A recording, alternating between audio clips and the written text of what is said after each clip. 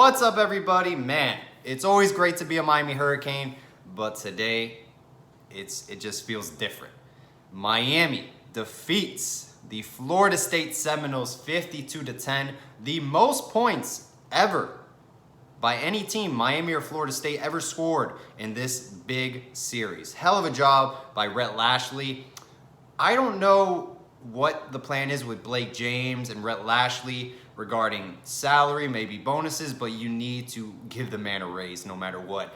Overnight has already changed this football program on the offensive side of the football. Hell of a job. I don't know how long we're going to have Rhett Lashlee, but just enjoy it while you got it, guys. Tremendous job. Great offensive mind of the game. Like Brad, my co-host, always said, he reminds me of Joe Brady, the effect Joe Brady had at LSU. So just enjoy it while you got it, guys. Hell of a job by Rhett Lashlee. De'Ara King, 29 out of 40, 267 passing yards, 2 touchdowns. He actually missed a couple throws as well. Could have probably put up over 300 passing yards. If you guys remember my interview with Randall Hill, go check it out. Randall Hill stated, wide receivers have to develop that relationship and connection with their quarterback. So I think as we play Clemson, as we get more practices in, then we have Pittsburgh, NC State, and so on, this offense is only going to get better and better. It's going to be pretty scary, the damage we can do offensively, because we're just getting started. We didn't even have spring football, and we're putting up video game Madden numbers. Like, this isn't normal, guys. 200 total rushing yards on the ground. Cam Harris, 12 carries, 43 yards, 2 TDs. De'Ara King, once again, man, hell of a job. 8 carries, 65 yards. Huge shout out goes to Don Chaney. 7 carries, 35 yards on the ground.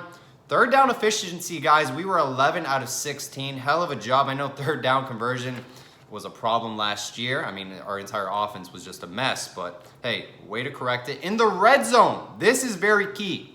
6 out of 6 we converted every time we were in the red zone. Hell of a job. To go 100% success in the red zone, that's all you can ask for, honestly. Hell of a job, man, they did. Just great that, we're fixing that problem, because that was something a lot of people did question in the offseason regarding Rhett Lashlee's red zone offense, how well we will be in the red zone. Seems like we were pretty successful this game, and that's the key to a lot of football games, is having success in the red zone. Receiving, Mark Pope, 5 receptions, 60 yards. D. Wiggins, he was going to be a deep ball threat this game. He is our deep ball threat moving forward. That's our go-to guy regarding deep ball passes. 3 receptions, 54 yards, 1 TD. He's very tall. He has very long arms. He is our go-to guy. Mike Harley, 7 receptions, 53 yards. Brevin Jordan, 5 receptions, 41 yards, 1 touchdown. I know there was a discussion stating we don't have a number 1 wide receiver.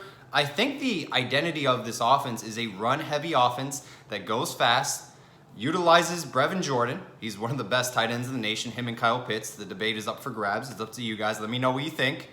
And D. Wiggins is our deep ball threat. We have a lot of speedy receivers with Mark Pope and Mike Harley, but I don't think we need to have a number 1 go-to guy. We had 11 different receivers that had 1 reception this game. We're going to rotate a lot of receivers, guys. This is the beauty of this offense. We're going to go fast, and we're a speedy team offensively. We have one of the fastest wide receiver cores in the nation. I'm not worried about not developing a number 1 wide receiver. We have our number 1 target in Brevin Jordan. We have our deep ball threat with D. Wiggins. We have our slot receivers with Mike Harley. And we have one of the best running back groups in the nation. And our quarterback is one of the best quarterbacks in the nation as well. The best running quarterback in the nation, hands down.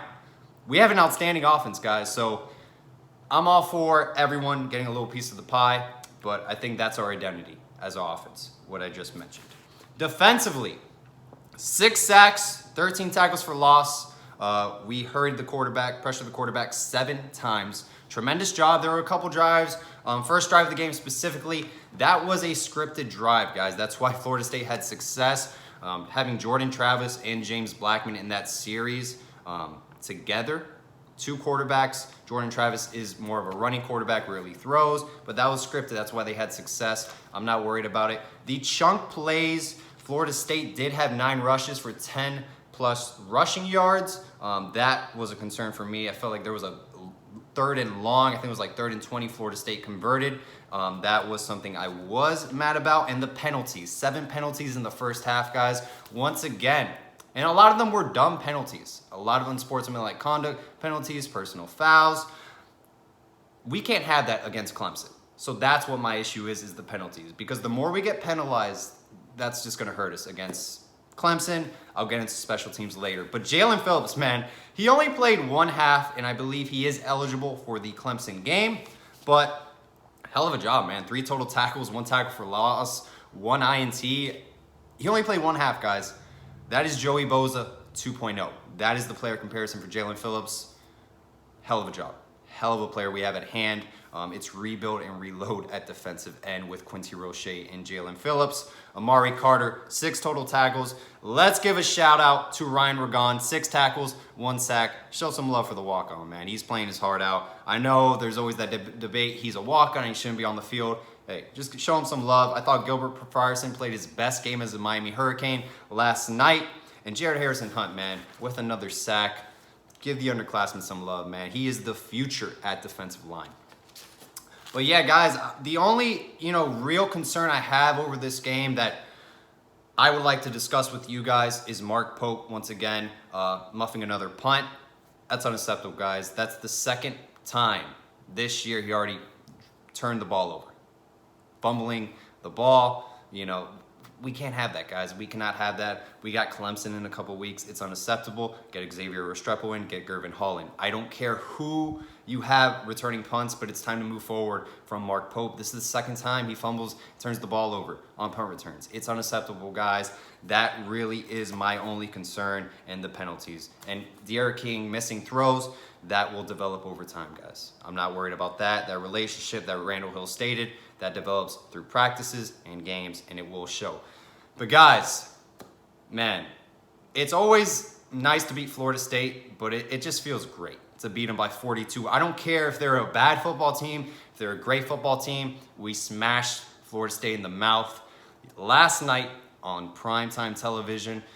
The rankings come out at 2 p.m. I really don't care where they put Miami. We got Clemson in 2 weeks. Let's take care of business in Clemson, South Carolina, and let's get the win.